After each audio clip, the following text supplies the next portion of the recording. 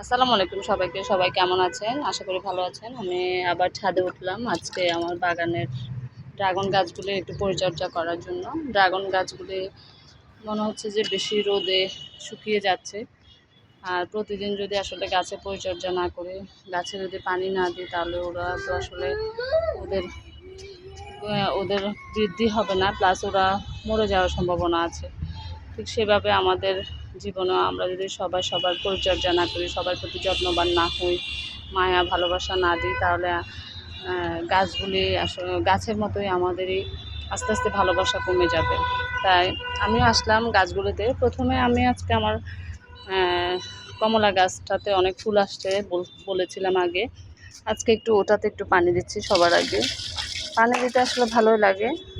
এখানে ঘাসটা একটা আম গাছ আছে, ওটা একটু শুকিয়ে গেল আসলে পানি না দেওয়ার কারণে।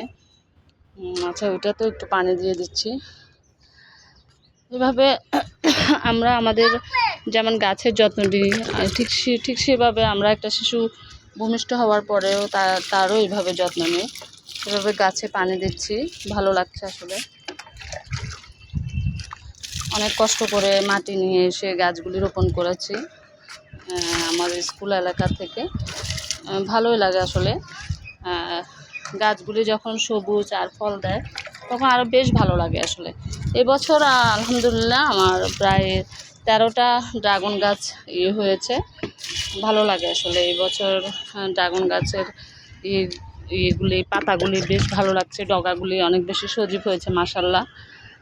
দেখুন, এটা হচ্ছে সাদা ড্রাগন গাছ। সাদা ড্রাগন হয়তো আমরা এখনও অনেকে দেখি নাই বা অনেকে দেখছি। সাদা ড্রাগন গাছ, এটাতেও আমি পানি দিচ্ছি আসলে। তাই আমাদেরকে শিশুর যত্ন যেভাবে নিই সেভাবে আসলে গাছের যত্ন নিতে হবে, সেভাবে প্রতিটা সম্পর্কের যত্ন নিতে হবে।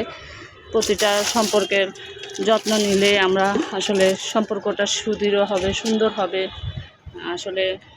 তাই সবাইকে আবারও আসসালামু আলাইকুম দিচ্ছি। সবাই সবার প্রতি ভালোবাসা, মায়া ভালোবাসা এবং ভ্রাতৃত্ববোধ থাকলে মিলেমিশে চললে আসলে আমাদের জীবনটা সুন্দর হবে। আমরা যেভাবে শিশুর যত্ন নিই, ঠিক সেভাবে যেন আমরা গাছেরও যত্ন নিতে পারি। গাছের যত্ন, গাছকে ভালোবাসুন, নিজেকে ভালোবাসুন এবং অন্যকে ভালোবাসুন। আসসালামু আলাইকুম।